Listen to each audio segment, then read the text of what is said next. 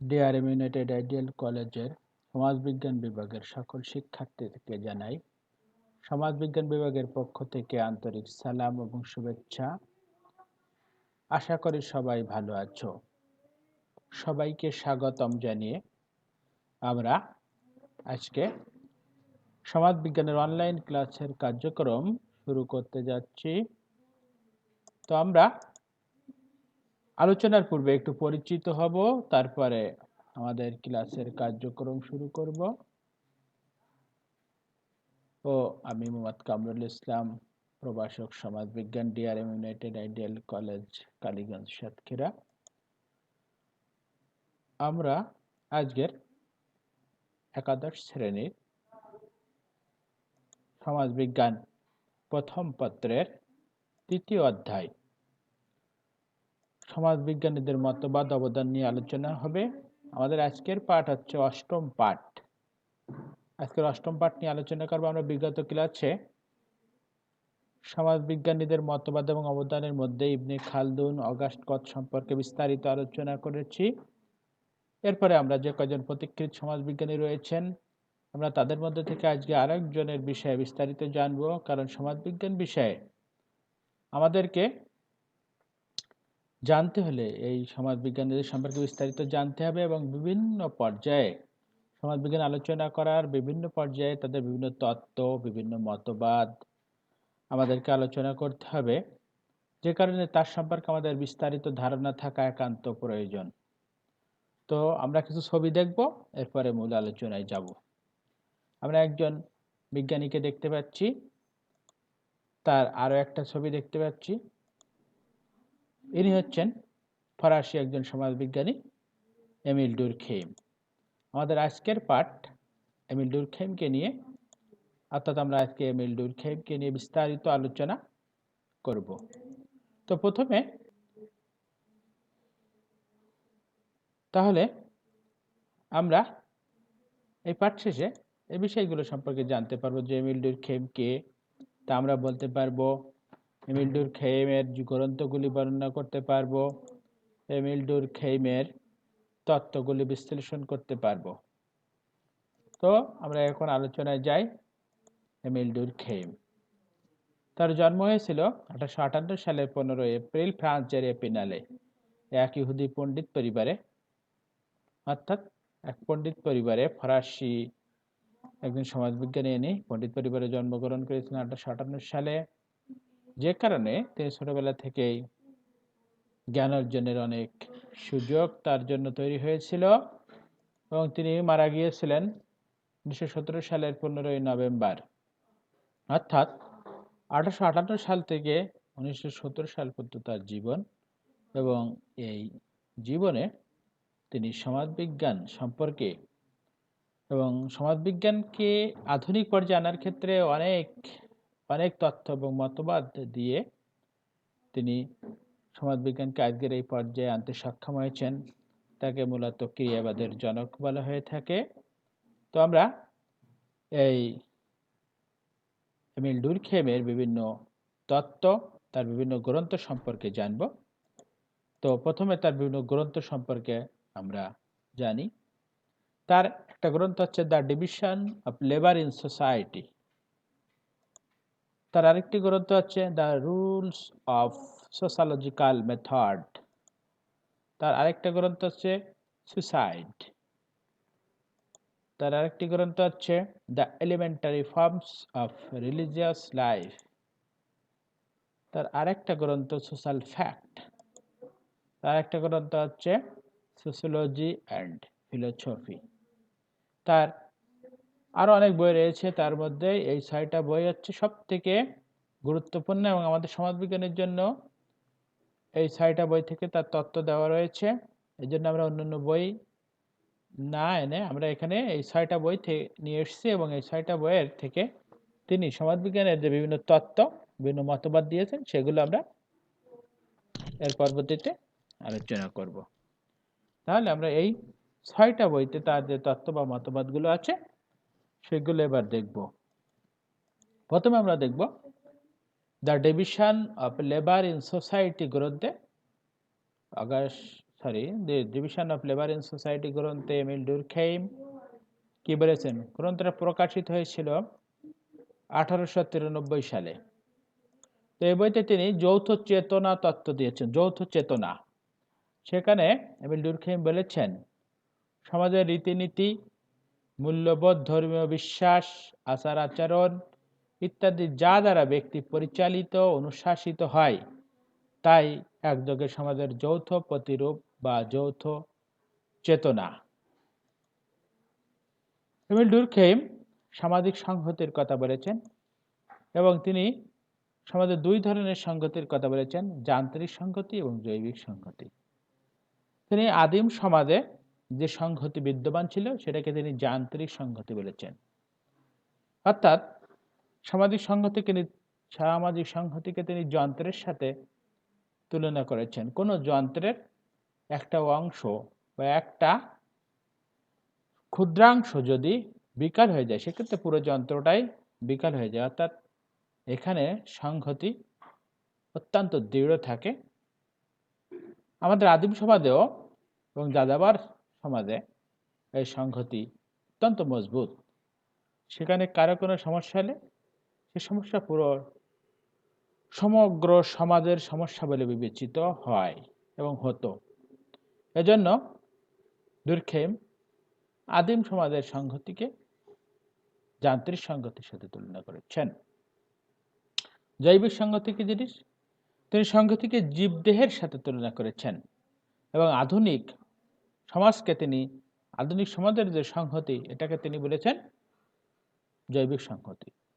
জীবদেহের একটা অঙ্গ বা কোনো অঙ্গ বিকল হয়ে গেলে যেমন পুরা জীবদেহ, সমগ্র জীবদেহ অচল হয়ে যায় না। অর্থাৎ একটা অঙ্গ বিকল হলে অন্য অঙ্গগুলো তার স্বাভাবিক কাজকর্ম চালিয়ে যেতে পারে। বর্তমান সমাজেও একজনের যদি কোনো সমস্যা তৈরি হয়, সে সমস্যা অন্যদেরকে খুব একটা প্রভাবিত করে না। তো এ কারণেই এমিল ডুরখেইম এই ধরনের সংহতিকে জৈবিক সংহতি বলে আখ্যায়িত করেছেন।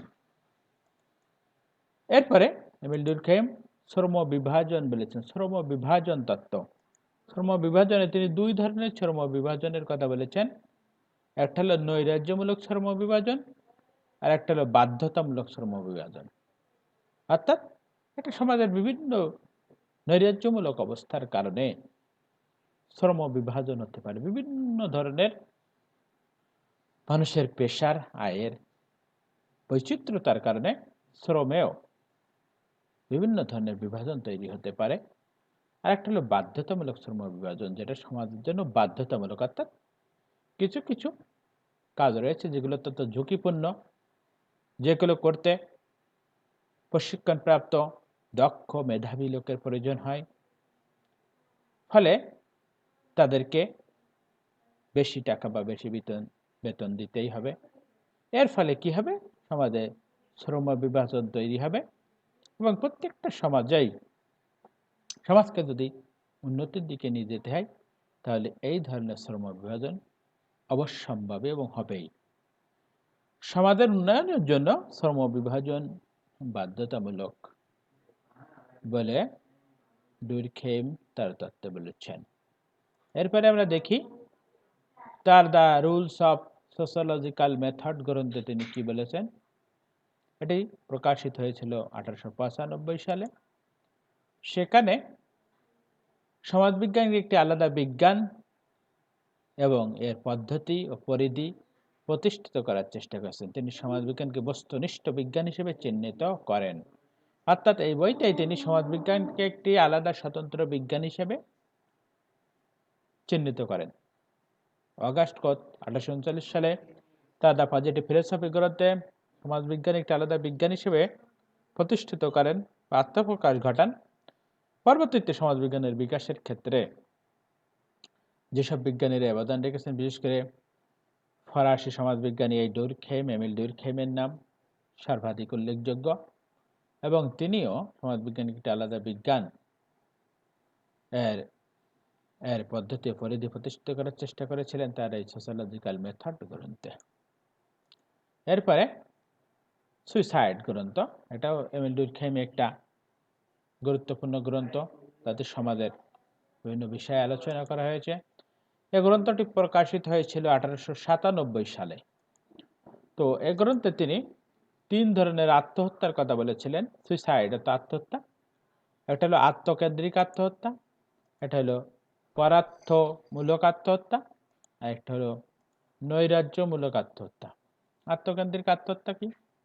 যখন ব্যক্তির সাথে তার গোষ্ঠীর সম্পর্ক ব্যক্তির সাথে গোষ্ঠীর নিয়ন্ত্রণ দুর্বল হয়ে যায়, সম্পর্ক দুর্বল হয়ে যায়, তখন ব্যক্তি এ ধরনের আত্মহত্যা করে থাকে। এ ধরনের আত্মহত্যা সমাজে আমরা দেখতে পাই। এরপরে আছে পরার্থমূলক আত্মহত্যা। যখন ব্যক্তির সাথে গোষ্ঠীর নিয়ন্ত্রণ মজবুত হয়, অর্থাৎ ব্যক্তি যখন সমাজের সাথে দেশের সাথে আত্মহত্যা করে থাকে, তখন তাকে আমরা পরার্থমূলক আত্মহত্যা বলে থাকি। যেমন এক সময় ছিল হিন্দুরা স্বামীর সাথে সমরণে যেত, সতীদাহ প্রথা বিদ্যমান ছিল। এছাড়া বিভিন্ন যুদ্ধে, যেমন 71 সালে যুদ্ধের সময় অনেকেই দেশের জন্য, দেশ স্বাধীনতার জন্য নিজেকে উৎসর্গ করে দিয়েছিল। তো এগুলোকে বলা হয় পরার্থমূলক আত্মহত্যা। নৈরাজ্যমূলক আত্মহত্যা হচ্ছে দেশে যখন নৈরাজ্যমূলক অবস্থা বিরাজ করে, অর্থনৈতিক মন্দা দেখা দেয়, সমাজে বিভিন্ন রকম বিশৃঙ্খলার সৃষ্টি হয়, তখন মানুষ দেখা যায় অনেক সময় ন্যায় বিচার পায় না, অনেক সময় বিভিন্নভাবে নির্যাতিত হয়।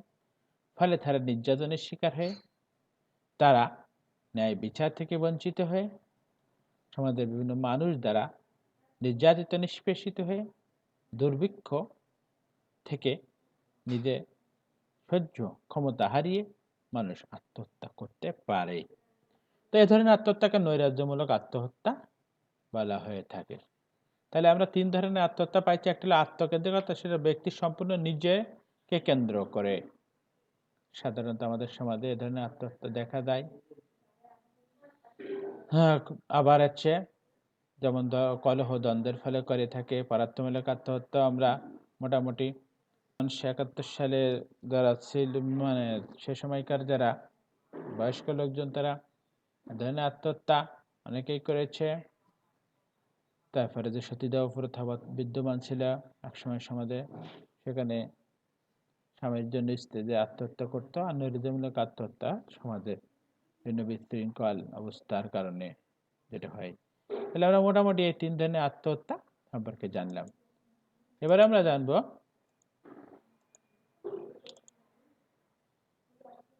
এমিল ডুরখিমের the elementary forms of religious life গ্রন্থে কি বলেছেন। এটা প্রকাশিত হয়েছিল 1912 সালে। তো এখানে তিনি ধর্ম সম্পর্কে ব্যাখ্যা দিয়েছেন এবং বলেছেন, ধর্ম হলো কোনো পূত পবিত্র বিষয় সম্পর্কে বিশ্বাস এবং আচার আচরণের পারস্পরিক নির্ভরশীল ব্যবস্থা। এর অনুসারীদের একটি নৈতিক সম্প্রদায় হিসেবে ঐক্যবদ্ধ করে। তিনি ধর্মের কাজ, 3 ধরনের কাজের কথা বলেছেন। 1 নম্বরে বলেছেন নেতিবাচক আচরণ, 2 নম্বরে হচ্ছে ইতিবাচক আচরণ, আর 3 নম্বরে হচ্ছে সন্তুষ্টিমূলক আচরণ। এরপরে আমরা দেখি তার সোশ্যাল ফ্যাক্ট গ্রন্থ, এটা প্রকাশিত হয়েছিল। সোশ্যাল ফ্যাক্ট গ্রন্থটি ডুরখিমের একটা অনন্য গ্রন্থ। এখানে বিভিন্ন সামাজিক ঘটনার কথা তিনি বলেছেন। সকল মানবিক আচরণই সামাজিক ঘটনা, যা পূর্বজ্ঞান বহির্ভূত এবং যা ব্যক্তিসত্তার উপর জোর প্রকাশে সক্ষম। সামাজিক ঘটনা 2 ধরনের, একটা স্বাভাবিক সামাজিক ঘটনা, একটা বিকারগ্রস্ত সামাজিক ঘটনা। তার সমাজে যেটা প্রতিনিয়ত ঘটে এটা স্বাভাবিক, আর একটা হচ্ছে যেটা মানুষ বিভিন্নভাবে ঘটিয়ে থাকে, এটাকে বিকারগ্রস্ত সামাজিক ঘটনা বলা হয়েছে। তাহলে আমরা মোটামুটি এমিল ডুরখেইমের বিভিন্ন বই এবং তার বিভিন্ন তত্ত্ব বা মতবাদ সম্পর্কে জানলাম, এবং আমাদের যে পাঠ্য বই আছে, এই পাঠ্য বই থেকে আরো বিস্তারিত এ সম্পর্কে জানতে পারবো। তোমরা বাড়িতে আমার এই ক্লাস দেখার পাশাপাশি তোমাদের পাঠ্য বই থেকে বিস্তারিত জানবে, এবং তোমাদের বাড়িতে বসে এই হোমওয়ার্কটা করবে। সেটা হলো সমাজবিজ্ঞানের বিকাশে এমিল ডুরখেমের অবদানের বিস্তারিত বিশ্লেষণ করতে হবে। অর্থাৎ এমিল ডুরখেমের অবদানের বিশ্লেষণ এটা বিস্তারিত ভাবে কোনো বাড়িতে বসে এটা করবে। তো সবাইকে ধন্যবাদ। সবাই ভালো থাকো, সুস্থ থাকো। আগামীতে আবার দেখা হবে এই আশাবাদ ব্যক্ত করে আজকের ক্লাসের এখানেই সমাপ্তি ঘোষণা করছি। সবাই ভালো থাকো। আল্লাহ হাফেজ।